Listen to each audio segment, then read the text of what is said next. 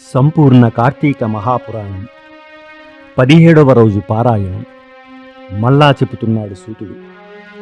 పూర్వాధ్యాయంలో చెప్పినట్లు సత్యభామ శ్రీకృష్ణునకు నమస్కరించి, ప్రాణేశ్వర, కాలస్వరూపుడవైన నీకు సర్వకాలాలు అవయవాలై అలరారుతుండగా తిథులలో ఏకాదశి, నెలలలో కార్తీకము మాత్రమే అంతటి ఇష్టమైనందుకు కారణమేమిటో సెలవీయవలసిందిగా కోరగా, నవ్వురాజిల్లెడు మోమువాడైన నవనీత చోరుడిలా చెప్పసాగాడు. సత్య, చక్కటి ప్రశ్ననే వేశావు. ఇది అందరూ కూడా తప్పనిసరిగా తెలుసుకోవలసిన విషయం. గతంలో పృథు చక్రవర్తి నారదుని ఇదే ప్రశ్న వేశాడు. అప్పుడు నారదుడు చెప్పిన దానిని ఇప్పుడు నీకు చెబుతాను, విను. పృథు చక్రవర్తితో నారదుడు చెబుతున్నాడు. సముద్ర నందనుడైన శంకుడనే రాక్షసుడు త్రిలోక కంటకుడై సర్వదేవతాధికారాలను హస్తగతం చేసుకుని వారిని స్వర్గం నుంచి తరిమివేశాడు. పారిపోయిన దేవతలు తమ తమ భార్యా బంధువులతో సహా మేరుపర్వత గుహలలో తలదాచుకున్నారు. అయినా శంభుడికి తృప్తి కలగలేదు. పదవులు పోయినంత మాత్రాన పటుత్వాలు పోతాయా? పదవి లేనప్పుడే పునః దానిని సాధించుకోవడం కోసం తమ బలాన్ని పెంచుకుంటారు. ఆ రీత్యా వేదమంత్రాల వల్ల దేవతలు శక్తిమంతులయ్యే అవకాశం ఉంది గనుక వేదాలను కూడా తన కైవసం చేసుకోవాలనుకున్నాడు. విష్ణువు యోగ నిద్రాగతుడైన ఒకానొక వేళలో బ్రహ్మ నుండి వేదాలను ఆకర్షించాడు. కాని యజ్ఞమంత్ర బీజాలతో కూడిన వేదాలు శంకుని చేతి నుంచి తప్పించుకొని ఉదకాలలో తలదాచుకున్నాయి. అది గుర్తించిన శంకుడు సాగరంలో ప్రవేశించి వెతికాడు. కానీ వాటిని పసిగట్టలేకపోయాడు. అంతలోని బ్రహ్మ పూజాద్రవ్యాల్ని సమకూర్చుకొని మేరుగుహాలయ వాసులైన దేవతలందరినీ వెంటబెట్టుకుని వైకుంఠం చేరాడు. సమస్త దేవతానీకము కలిసి వివిధ నృత్య వాద్య గీత నామస్మరణాదులతో ధూపదీప సుగంధ ద్రవ్యాదులతోనూ కోలాహలం చేస్తూ యోగనిద్రాగతుడైన శ్రీహరిని మేల్కొల్పే ప్రయత్నాలు చేశారు. ఎట్టకేలకు నిదురలేచిన శ్రీహరిని షోడశోపచారాలతో పూజించి శరణు కోరారు దేవతలు. శరణాగతులైన సురతత్తులను చూసి రమాపతి ఇలా అన్నాడు: మీరు చేసిన సర్వోపచారాలకు సంతోషించిన వాడనై మీ పట్ల వరదుడినవుతున్నాను. ఈ కార్తీక శుద్ధ ఏకాదశి రోజు తెల్లవారుజామున మేలుకునే వరకు మీరు ఏ విధంగానైతే నన్ను సేవించారో అదేవిధంగా ధూపదీప సుగంధ ద్రవ్యాలు, నృత్య గీత వాద్య నామస్మరణాలతోనూ షోడశోపచారాలతోనూ కార్తీక శుద్ధ ఏకాదశి ప్రాతర్వేళ నన్ను సేవించే మానవులు నాకు ప్రియులై నా సాన్నిధ్యాన్ని పొందెదరుగాక. వాళ్ల చేత నాకు ఇయ్యబడిన అర్ఘ్య పాద్యాదులన్నీ కూడా ఆయా భక్తుల సుఖసౌఖ్యాలకే కారణమగుగాక.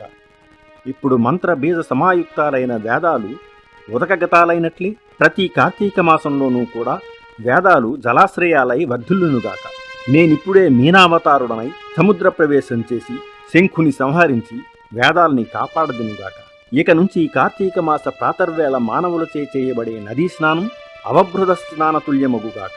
మరియు ఓ మహేంద్ర, కార్తీక వ్రతమును ఆచరించిన వారందరూ నేను వైకుంఠమును నీవు స్వర్గమును పాలించుట మనకు సహజమైనట్లుగా పుణ్యలోకములను పొందదగియున్నారు. ఓ వరుణదేవ, కార్తీక వ్రతనిష్ఠుల కార్యాలకు విఘ్నాలు కలగకుండా రక్షణ చేసి పుత్ర పౌత్ర ధన కనక వస్తు వాహనాది సమస్త సంపదలు అందించు. ఓ కుబేర, ఏ కార్తీక వ్రతాచరణం వల్ల మానవులు నా యొక్క సారూప్యాన్ని పొంది జీవన్ముక్తులవుతున్నారో అటువంటి వాళ్ళందరికీ నువ్వు నా ఆజ్ఞానుసారంగా ధనధాన్య సమృద్ధిని కలిగించాలి. ముక్కోటి దేవతలారా, ఎవరు కార్తీక వ్రతాన్ని జన్మవ్రతంగా భావించి విద్యుక్త విధానంగా ఆదరిస్తారు వాళ్ళు మీ అందరి చేత కూడా పూజించదగిన వారుగా తెలుసుకోండి. మేళతాళాలతో మంగళ వాద్యాలతో మీరు నన్ను మేలుకొలిపిన ఈ ఏకాదశి నాకు అత్యంత ప్రీతికరమైనది. అందువలన కార్తీక వ్రత, ఏకాదశి వ్రతాలనే ఈ రెండింటినీ ఆచరించడం కన్నా నా సాన్నిధ్యాన్ని పొందేందుకు మరో దగ్గరదారి లేదని తెలుసుకోవాలి. తపోదాన యజ్ఞ తీర్థాదులన్నీ స్వర్గఫలాన్ని ఇయ్యగలవే గాని నా వైకుంఠ పదాన్ని ఇయ్యలేవు సుమా. భగవానుడైన శ్రీ మహావిష్ణువు దేవతల కళ ఉపదేశించిన వాడై తక్షణమే మహామత్స్య సేవకమై వింధ్య పర్వతమందలి కశ్యపుని దోసిలి జలాలలో తోచాడు. కశ్యపుడు ఆ చేపపిల్లను తన కమండలములో ఉంచాడు. మరుక్షణమే ఆ మీనపు కోన పెరిగిపోవడం వలన దానినొక నూతిలో ఉంచాడు. రెప్పపాటు కాలంలోనే ఆ సఫరీ శిశువు నూతిని మించి ఎదిగిపోవడం వలన కశ్యపుడు దానిని తెచ్చి ఒక సరస్సులో ఉంచాడు.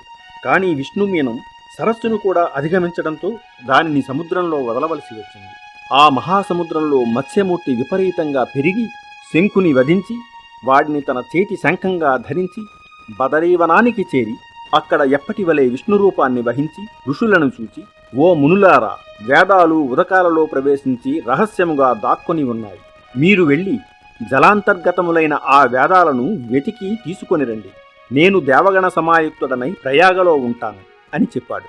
విష్ణుఆజ్ఞను శిరసావహించిన ఋషులు సముద్రంలోకి వెళ్లి యజ్ఞ బీజాలతో కూడి ఉన్న వేదాన్వేషణ ఆరంభించారు. ఓ పృథు మహారాజా, ఆ వేదాలలో నుంచి ఆ ఋషులకు ఎవరికి ఎంత లభ్యమైందో అది వారి శాఖ అయినది. తదాదిగా ఆయా శాఖలకు వారు ఋషులుగా ప్రభాసించారు.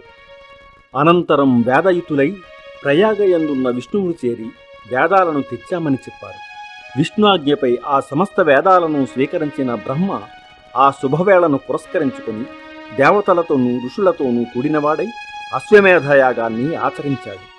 యజ్ఞానంతరం గరుడ సమస్త దేవ గంధర్వ యక్ష పన్నగ గుహ్యకాదులందరూ కూడి శ్రీహరిని ఇలా ప్రార్థించారు.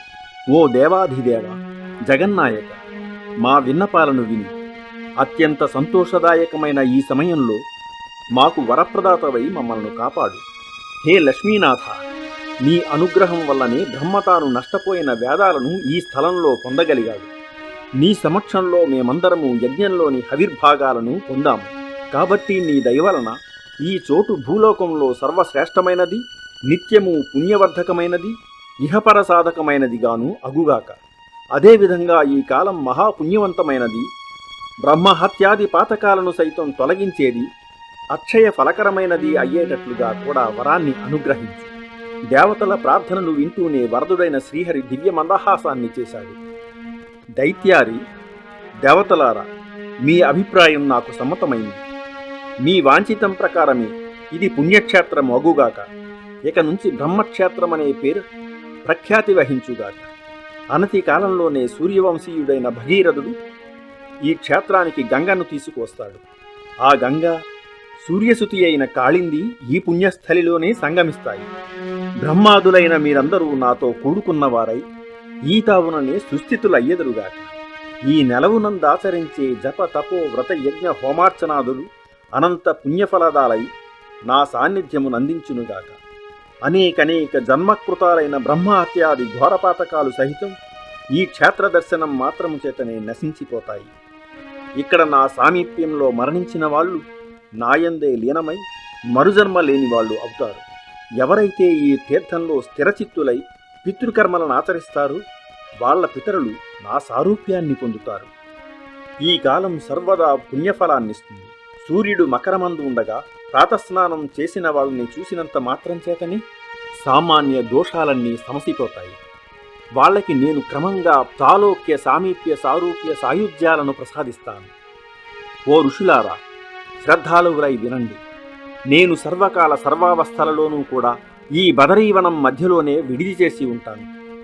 ఇతర క్షేత్రాలలో సంవత్సరాలుగా తపస్సు చేయడం వల్ల ఏ ఫలం కలుగుతుందో ఆ ఫలాన్ని ఈ క్షేత్రంలో ఒక్కరోజు తపస్సుతోనే పొందవచ్చు.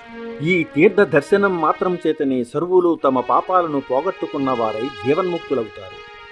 శ్రీ మహావిష్ణువు ఈ విధంగా దేవతలకు వరప్రదానం చేసి బ్రహ్మతో కలిసి అంతర్హితుడయ్యాడు. ఇంద్రాదులందరూ కూడా తమ తమ అంచెలను ఆ క్షేత్రంలో విడిచి తాము కూడా అదృశ్యులయ్యారు.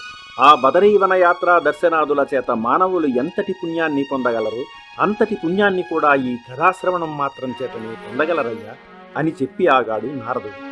17వ రోజు పారాయణం సమాప్తం.